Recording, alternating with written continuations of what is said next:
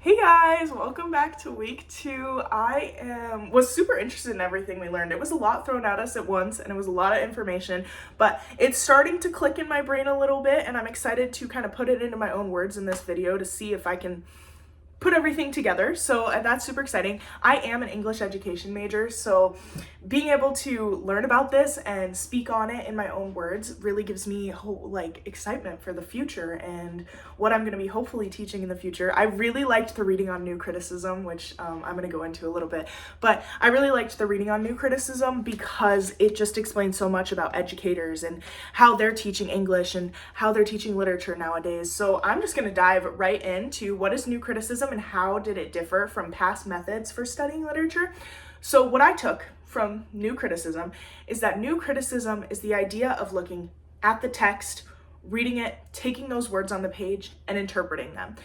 And I also read about the extrinsic criticism and the intrinsic criticism. New criticism is strictly intrinsic. So it's strictly just focusing on that text, focusing on those words on the page, how you interpret them, how you see them.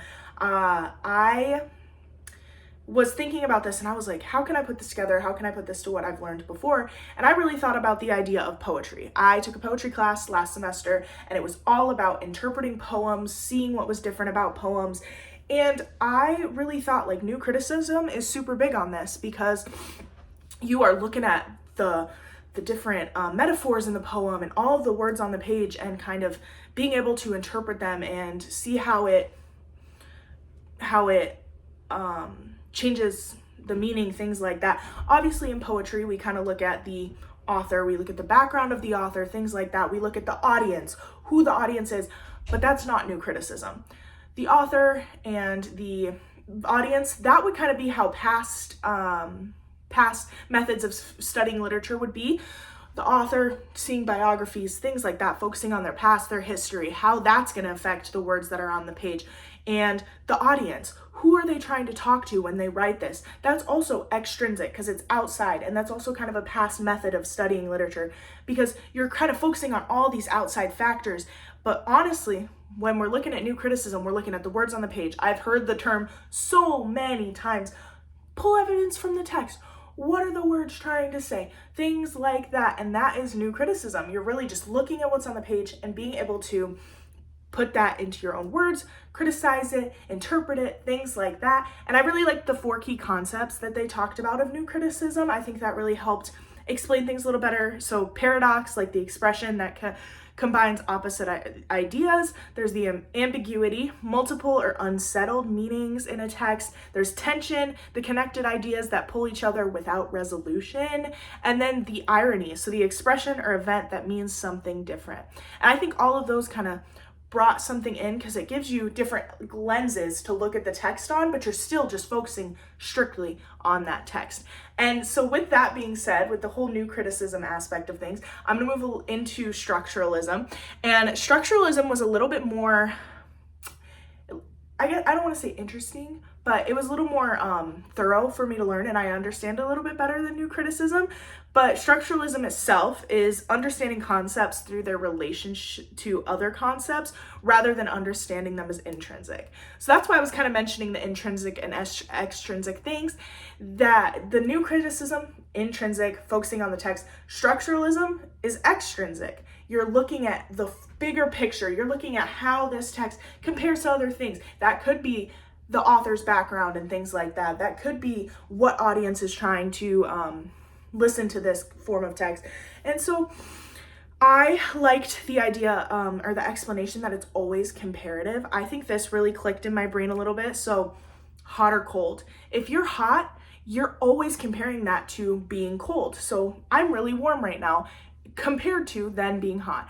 I'm inside right now compared to being outside, things like that. The ideas of the infinite amounts of comparisons that you can have with that structuralism. And inside structuralism, there's the idea of semiology or semiotics, and that's kind of the structuralist study of culture apart from linguistics and literature. So looking at like football or chess or dating. And those were the examples that we were given, but that really helped me kind of understand like, okay, here's what we're looking at here. So it kind of talked about langue versus parole, so language versus speech in French, and how that kind of relates to our structuralism and like the rules of football. And you have to get 10 yards to get a first down in football. That would be the language, the langue. And then, but a game being played, or a move that the players make, if they make it 3 yards and they get to second down, that would be the parole of structuralism. And that really just kind of clicked in my brain and just made me think about like how we're looking at all different kinds of text, all different kinds of lenses, and comparing them and bringing them together to then form structuralism. And then that then brings me into Vladimir Prop's morphology. And so I had never heard of this before, but I think it's a really cool concept. It kind of reminds me a little bit of what we learned last week with the systems and things like that, but it's the idea of understanding the structure of a fairy tale. So it's just, the morphology is taking a story and seeing if it fits into that structure of a fairy tale. So it has the characters, it has the narrative function. There's 7 main characters, and there's, I think it was 31 narrative functions, and the story has to have all of these different concepts to then be considered Vladimir Prop's morphology. And so, but I'm going to start with kind of the 7 characters. We have the hero, the princess, the villain, the dispatcher, the helper, the donor, and the false hero. But the 3 main that are really focused on is the hero, the princess, and the villain. And I think we can all kind of think about that as, oh yeah, all the fairy tales have that hero, that villain, that princess. And then there's the narrative functions, which didn't go too deep into every single one of the narrative functions, but the main ones that I took away was the receipt of a magical agent, guidance, interdiction, and violation. And I am really not a person who has seen Star Wars or Harry Potter. It just hasn't been an interest of mine. But when I was doing this and reading through this, I kind of thought about Rapunzel. Rapunzel is one of my favorite princess movies. And I know we've already kind of talked about the fact that Rapunzel is a fairy tale, but I kind of want to talk about how these characters and how the idea of Rapunzel fits into this Vladimir Prop's morphology and what it is. So we have the hero, the princess, the villain. I took it as the hero is Flynn Rider, the charming man who finds the princess. We have the princess, Rapunzel, of course. We have the villain, Rapunzel's mother. And those are kind of the 3 that I saw. And then moving into narrative functions of that, we have the receipt of a magical agent. So the hero has to receive a magical agent. So I took that as the magical agent is Rapunzel's hair. Obviously it glows, it's healing. When she sings, it glows and then it's healing. And towards the end, spoiler alert, Flynn Rider gets hurt and almost dies, and Rapunzel is able to take her hair and help him. So that would then be the receipt of the magical agent in my eyes. There's guidance. So just kind of the idea of working through things and all of that.